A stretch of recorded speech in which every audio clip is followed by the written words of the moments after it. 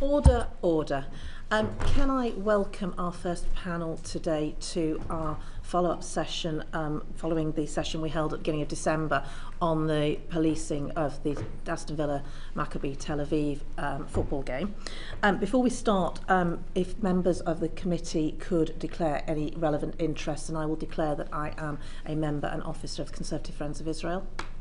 I'm a member of Labour Friends of Israel, Labour Friends of Palestine, but I'm also, for 40 years, the spouse of Lord Mann, who's the government's independent, unpaid advisor on anti-Semitism. And I'm the all-party parliamentary group chair against anti-Semitism. Sorry, the chair of the all-party parliamentary group against anti-Semitism. I'm a member of Labour Friends of Israel. I travelled with Labour Friends of Israel to Israel in May of last year. I also attempted to travel to Israel with the Centre for the Advancement of Arab-British Understanding and was banned from entry into Israel later in the year. So I've been twice but only got in once. I'm also a member of the Board of Deputies of British Jews. And I received a donation from the Lib Dem Friends of Israel before the last election. Thank you very much. If I could ask our witnesses to introduce themselves and then we'll go into questions. Perhaps we'll start with you, Mr Roberts. Good afternoon, Chief Constable Mark Roberts from Cheshire Constabulary, but I'm here in my role as MPCC Lead for Football Policing. Good afternoon, Mike O'Hara, Assistant Chief Constable from the West Midlands, and I was the Gold Commander. Good afternoon, Craig Guilford, Chief Constable of West Midlands Police. Good afternoon everyone, Mick Wilkinson, I'm a Chief Inspector with West Midlands Police and I'm the Head of the Force Football Unit. Thank you very much. And to start our questioning, I'll call Paul Kohler. Thank you. I'd like to return to the meeting between CW and the Dutch police on the 1st of October. I think it was the 1st of October. It's referred to as the 2nd of October in the peer review, but I think it was the 1st of October, that meeting, yeah. There was no contemporaneous minutes of that. Is that normal practice when interviewing witnesses, not to have minutes taken? Sorry, did you say when interviewing witnesses? Yes. Or listening to evidence? Is it normal practice to take minutes? Sorry. Yeah, do you want to just come in there with that because you were on the meeting? So if I could just take a couple of moments, if that's okay, just to explain sort of my role within West Midlands Police and some of the operational experience that I drew upon in terms of the planning and the delivery of this policing operation. So I am one of West Midlands Police's silver and bronze public order commanders. I've been involved in football policing for the majority of my policing career, and I am part of the European Silver Cadre of police commanders policing both in the UK and indeed in Europe. I've planned and delivered numerous high-profile football fixtures, high-risk fixtures, but additionally to that, in terms of my sort of operational command, I am also the Force's National CT SECO lead and have regularly taken on the role of delivering party conference, and most recently was the security coordinator for the Commonwealth Games. So I just felt that it was important to share that with you in terms of my operational exposure and the roles and processes I go through in delivering those operations. With regards to the comments around meeting with the Dutch police, if I could just say that as a commander, and in terms of informing my decision making and making the best and most informed decision, I think it's really important to try and obtain information from as many different sources, diverse sources of information, to absolutely make sure that our decision making is the most well informed as it possibly can be. My question, no minutes were taken at the time? No, so forgive me. So in terms of the question, no minutes were taken. Why not? So the conversation was between policing peers. So my conversation was with the Dutch Police Command, who were as I say, trusted professional policing peers, speaking peer-to-peer to obtain their information, their experiences of delivering an operation of the scale that the fixture that we were going to deliver. I think that's regular. I've done that commonly when planning big operations, speaking to police commanders from other forces, both within the UK and across the world, to speak with other professional policing peers to get that honesty and candour from their experiences of delivering an operation. And that makes sense, but did you record what was said soon afterwards? So I made notes during my meeting with them, which were then transcribed and put into an email, which was submitted into the chain of command. And we have the email before us now. And you've got the email. It's not dated. When was the email sent? So the email was sent on the 9th of October. That's a week later. So you made contemporaneous, or not contemporaneous notes, but notes soon afterwards. And this email is a version of those notes. Correct. Okay, thank you. It's referred to as the tipping point in the peer review. Do you agree that evidence was the tipping point in your decision to ban away fans? So from the perspective of the operation, the evidence that I gave last time, absolutely I thought with the way that the intelligence had built up, that my assessment was, certainly from looking at it objectively, that it was really important information which actually influenced the bronze, the silver and the gold commander. Why does it not appear in the community impact assessment? Why is no reference made to this incredibly important information in the community impact assessment? If you do you want to take that? It's not normal practice to reference engagement with professionals, particularly. No, not the engagement, but the actual information. All that's in the community impact assessment is more accurate information about what happened in the Amsterdam fixture. None of this information, this contentious information, which there is great doubts over, none of that appears in the community impact assessment. Why not? It was so important. Why wasn't it there? So the community impact assessment is exactly that. It's about engagement and information exchange with community.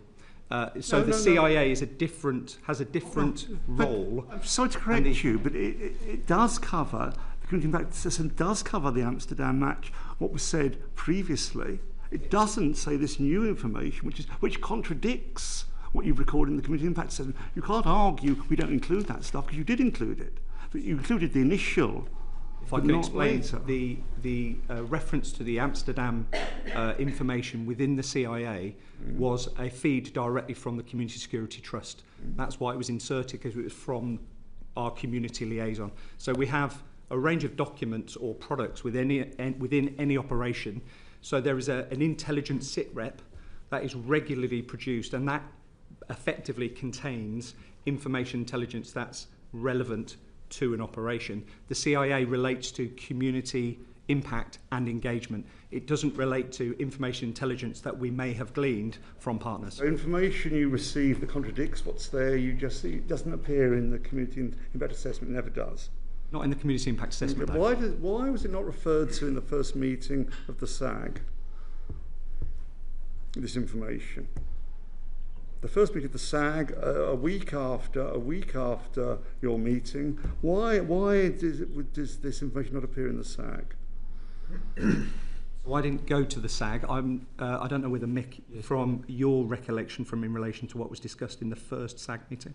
Yeah, so in terms of post receiving that information from the Dutch police, I briefed that into the Silver Commander on that night, verbally into the Silver Commander.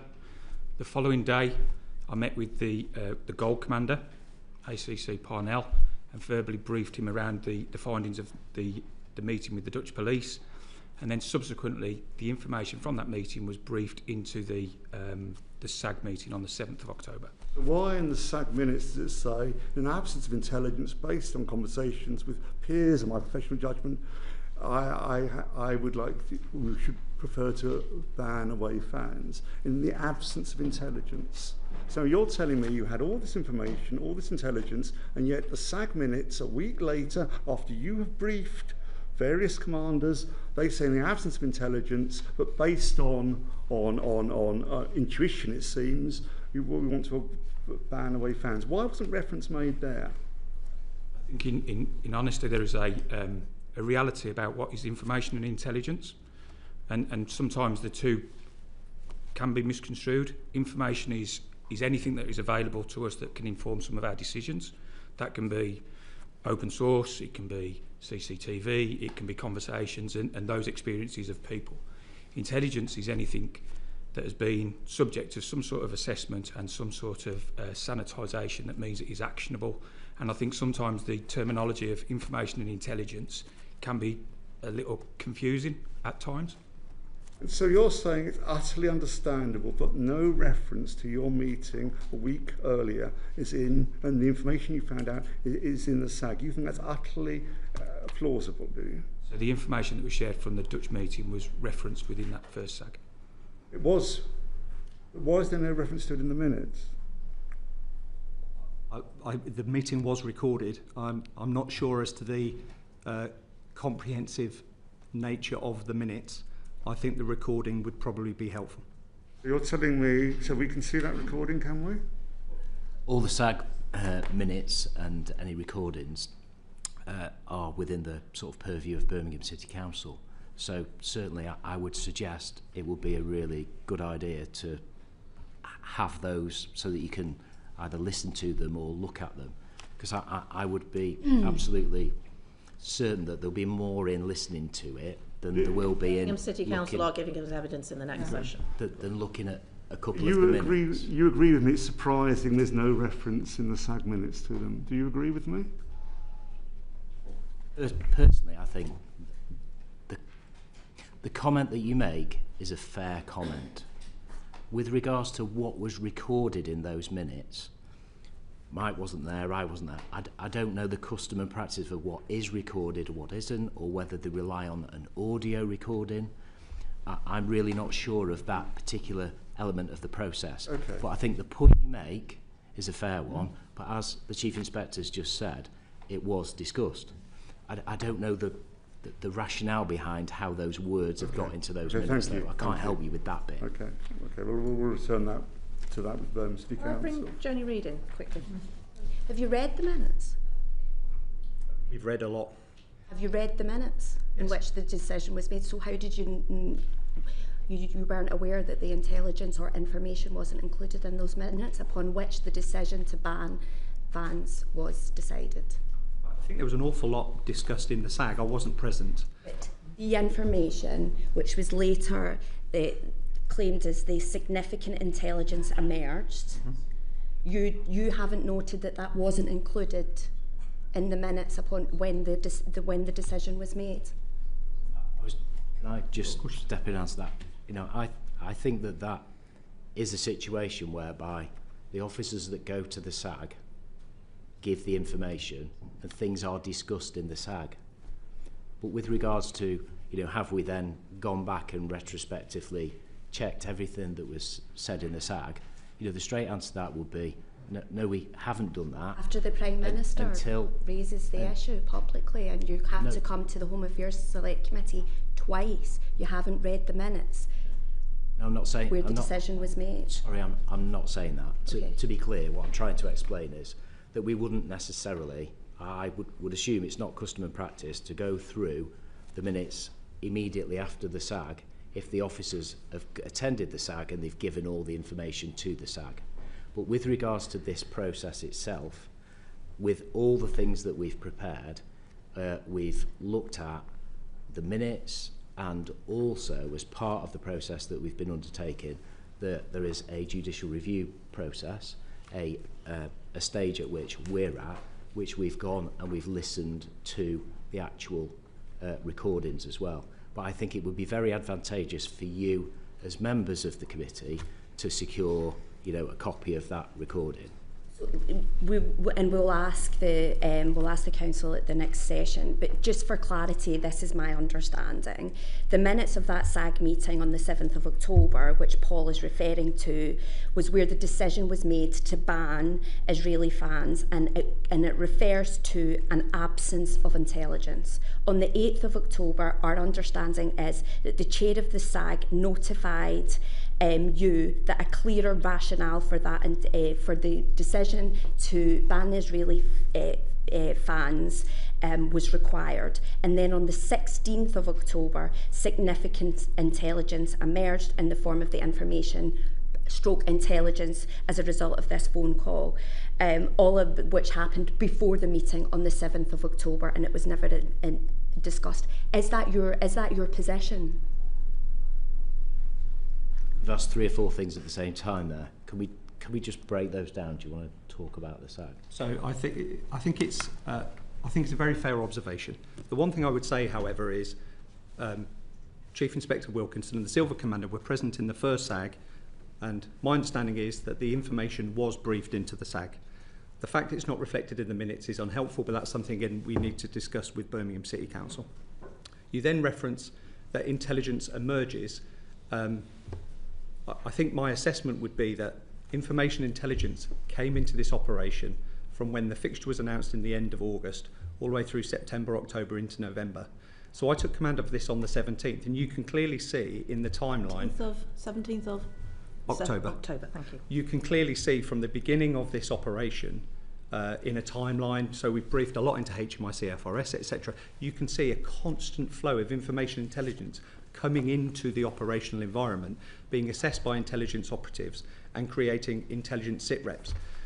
I understand I don't know what you're implying around the intelligence emerges, but there is a reality that I'll information tell you exactly and what intelligence... I mean. On the 7th of October, it was minuted that there was an absence of intelligence, quote, an absence of intelligence. Then the SAG chair notifies you that you need a clearer rationale for the decision to ban Israeli fans. Mm-hmm. And that was required for legal reasons. And then on the 16th, the information stroke intelligence is provided in the form of the minutes or whatever of this phone call, or recollection of the phone call from what happened with the Dutch police on the 1st of October. Yeah. Why wasn't it referred to on the 7th of October? I think it was. Assistant Chief Constable, if this it was... This is not credible. It's not credible. The decision upon which the decision was made was not minuted at all. I bring Paul Kohler in. Assistant Chief Constable, if you think it was referred to, you get this email on the 9th of October saying we need a clearer rationale. What did you do when you received that email? I wasn't in command at that point. Forgive me, I took command from the 17th. But fundamentally, I think organisationally, I think what the SAG chair was trying to do, I think what the SAG chair was trying to do was he understood the contentious nature of this decision. My view is, from reviewing the operational progress of the information intelligence, was he wanted to ensure that we were all very clear what the information intelligence was suggesting, and therefore what the preference or the recommendation from the police was. Are you aware of this email of the 9th of October? I am. When did you see it? Me personally? Yeah. Probably in November, December. Okay. And Chief Constable Guildford? Only when we've been reviewing this. Sorry?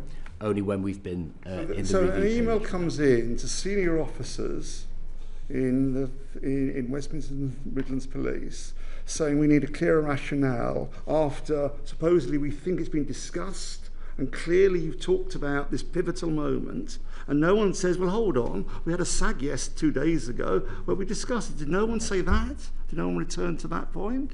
Well, I think what I need to be clear on is that whenever anything came in from the SAG, the Gold Commander that was in charge at the time responded to the request that came in. My sense of it, because I wasn't at the SAG, is very much along the lines of discussions took place, information was shared, but I think the SAG chair then requested that something of a written document was just bear with me a sec. A written document was required to set everything out.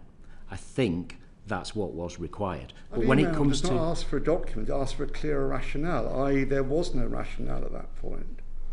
I don't think that was the case. I think the officers that went there participated in that process, and the SAG chair listened to what was said. It was discussed at the SAG, and following that, a couple of days later, I think that request came out, and then you can see in the chronology, we then sent, I think, more of a written document which set out some further detail. Mm-hmm. But please, you know, for the purposes of what we are trying to get to the bottom of, what you are trying to get to the bottom of, it will probably be important to ask the SAG around that, because I wasn't there and ACC O'Hara wasn't there. Okay, thank you. Lord Mann's report, in the last session you told us that we did not have sight of it. Is that entirely accurate? Yes, it never was sent to ourselves. Never. Then why is it referenced in the community impact assessment? Bizarrely, something which is not about the community, despite what you told me a few minutes ago, but it's referenced in the community impact assessment. Why have you not had sight of it? Yeah, well, So with the community meeting on the 20th of October, which took place in the evening, that was referenced by a community member, a Jewish community member, about Lord Mann's report. And the Community Bronze Chief Inspector Tim Robinson made a note of the feedback from the community and put it into the CIA. It was circulated. It was No, it says here circulated. Yeah, that is what was said by the member of the community in the community meeting. So the community impact assessment says it was circulated, and you're saying it doesn't mean it was circulated. What does it mean? So I was present in the community meeting on the evening of the 20th of October, and a member of the community, in the community meeting that took place at police headquarters, referenced that Lord Mann's report had been circulated. That was noted by our Chief Inspector. Why do you note doubts to the report's accuracy and whether it's a bit late? What's all that about? Why were there doubts about its accuracy at that point? I don't know. That's in there. It's recorded in this document. But you don't know why. Oh, I imagine that would be the assessment of the Community Bronze Commander.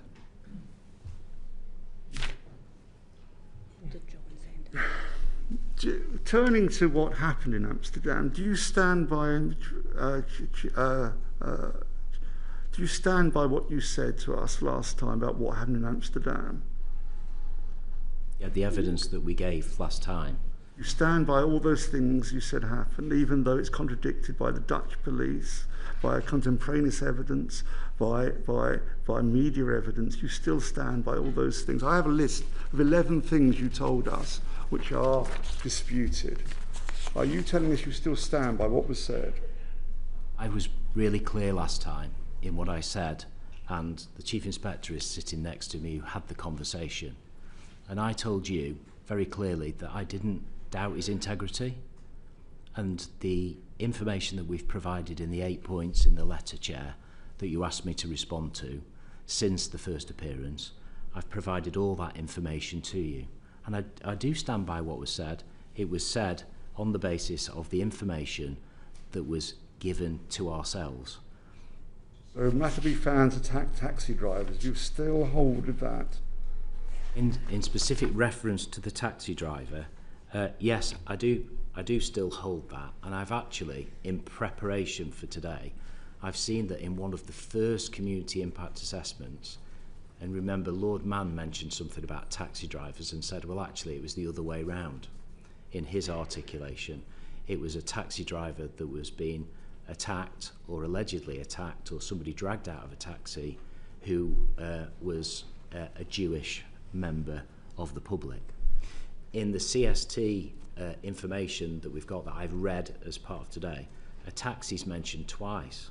That incident is mentioned, but also there was an incident on the evening before which would imply that the taxi was attacked because it was, let's say, possibly a member of a different community. So this issue around the taxi, I think, and that was the information we got from the CST, one of the very first bits of information that they provided us with. So it mentioned 2 taxi incidents, one on the evening, the day before, and one on the day of the actual fixture. Can you send that to us?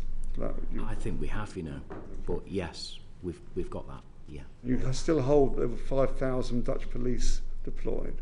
You still hold to that, do you? No, I remember when that was discussed at the beginning with the chair and with Lord Mann and ourselves. The 5,000 was our assumption as to what were the inputs over those 3 or 4 days of the policing operation. Because I think the Dutch said more than 2,000 on just the day of the operation itself. They said 1,200 were deployed. They said 1,200. Sorry? They said 1,200.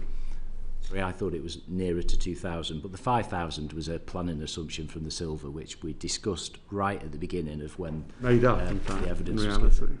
That's not right to say it was made up, no.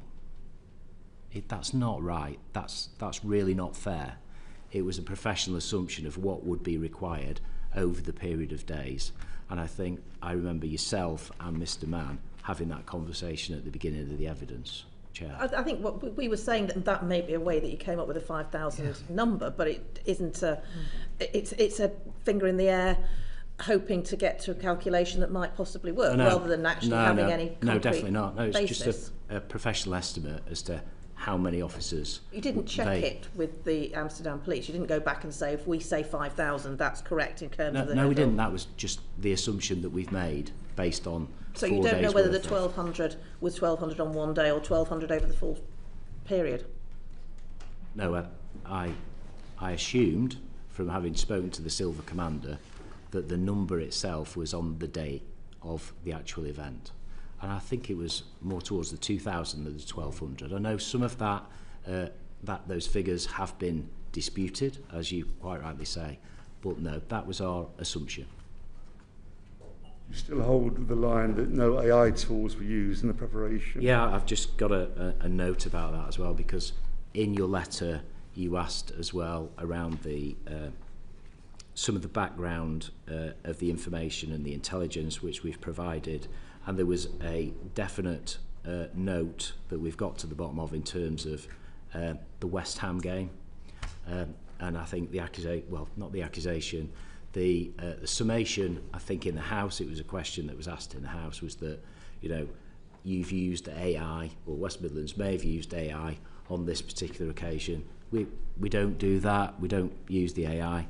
The West Ham side of things and how we gain that information was one of the officers in producing the report. Usually they would go to, and correct me if I'm wrong on this, Mark, they would go to a system which has sort of reports, intelligence reports that all the football officers use over the country of previous games. They didn't find any relevant information within the searches that they made for that, and then they basically Googled, you know, when was the last time, and that's how the information came to be. So Google the AI. I don't The AI think, function on Google, well, is it?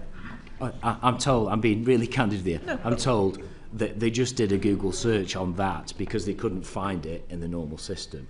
And as it transpires, as I've said and make really clear, that game is that information was wrong, and I've apologized. We know that. We've gone through that. But why was your officer Googling? But we haven't routinely used AI. Why was your officer Googling to find information? If he looked in the usual place, there wasn't any. Why didn't he stop at that point? Why did he start Googling to try and find something?